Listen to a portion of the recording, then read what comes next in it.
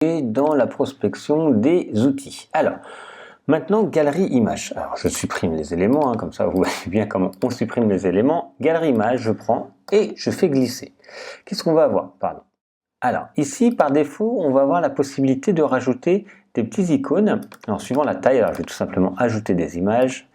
Je vais voir si j'ai pas d'autres images. Allez, téléverser des images. Essayer de prendre un dossier.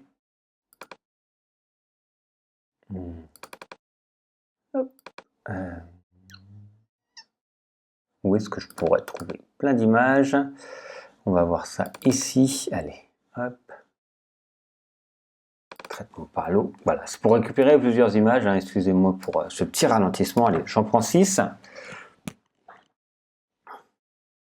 Donc elles vont se télécharger. Donc vous prendrez les images que vous avez sur votre ordinateur. C'est pas important, c'était pour qu'on ait quand même une série d'images un peu cohérente pour l'exemple. C'était plus agréable. Donc elles vont charger. Et on va pouvoir comme ça les mettre et paramétrer la galerie d'images. Cette galerie d'images, donc je vous explique pendant que ça se télécharge, on va pouvoir mettre des petites vignettes d'aperçu dessus et quand on va cliquer, bien sûr, elles vont apparaître d'une certaine taille comme une galerie d'images que vous pouvez connaître. Et on pourra bien sûr rajouter des fonctionnalités à ces galeries. On va voir ça juste après. Donc j'espère qu'elles vont se télécharger rapidement pour qu'on puisse voir le résultat. Sinon on va revenir juste après qu'elles soient téléchargées. Alors voilà, on a maintenant téléchargé les images et on va pouvoir donc créer la galerie avec les images choisies. Je peux maintenant dans la galerie changer l'ordre, en supprimer si besoin. Ok, ici je pourrais en supprimer. Je pourrais changer l'ordre dans la galerie et je peux décrire une image. Allez, on va le faire rapidement. On montre 1, on montre 2. Après vous mettrez ce que vous voulez, mais comme ça vous allez voir où ça va arriver. Hop, montre 3, montre 4. Donc là, c'est une petite description, c'est toujours bien pour le référencement. Pardon, 6, hop. Et je fais insérer dans la galerie. Qu'est-ce qui va arriver ici? Donc, le texte que j'ai mis, vous avez vu, il apparaît juste là. C'est un petit descriptif. On va pouvoir ici changer des possibilités. Donc, ajouter des images de nouveau si on veut une galerie plus grande. Je vais pouvoir changer la taille. Alors là, en fait, ça ne change pas trop parce que c'est resserré, mais ça va être quand on va l'agrandir, ça va changer. Voilà.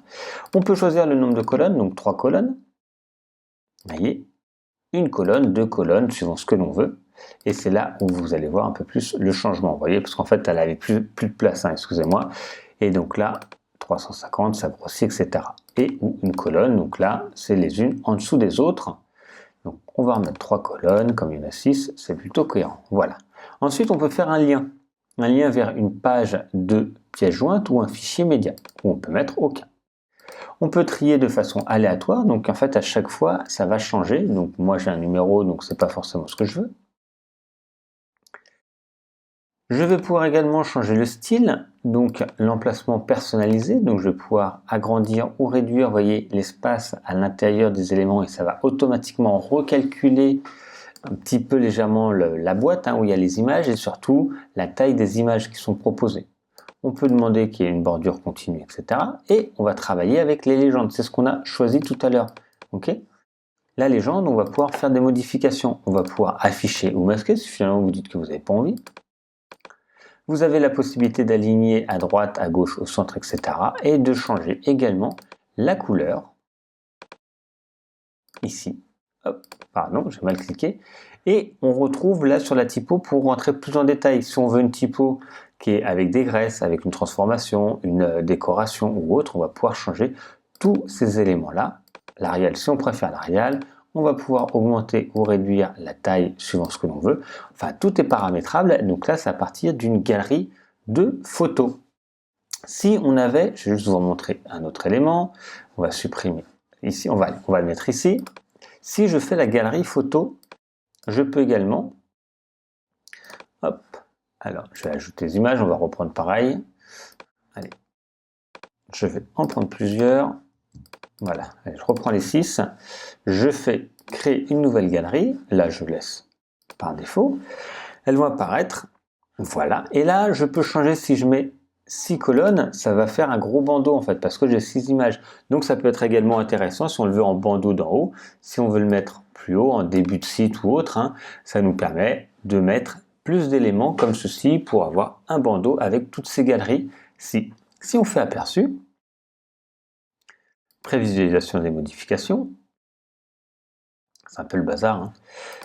Si je clique dessus, vous voyez, ça arrive sur la galerie. Ce que je voulais vous montrer, c'est vraiment une galerie. Donc moi, il y avait des montres pardon, qui étaient sans fond, c'est pour ça qu'il n'y a rien derrière, hein. C'est un PNG transparent. Et ici, avec un fond blanc. Donc c'est vraiment là, quand on clique dessus, on interagit directement sur l'objet, sur la galerie, et on va pouvoir ensuite l'ouvrir en grand. Voilà pour, je vais fermer ça, voilà pour l'ajout des galeries de photos.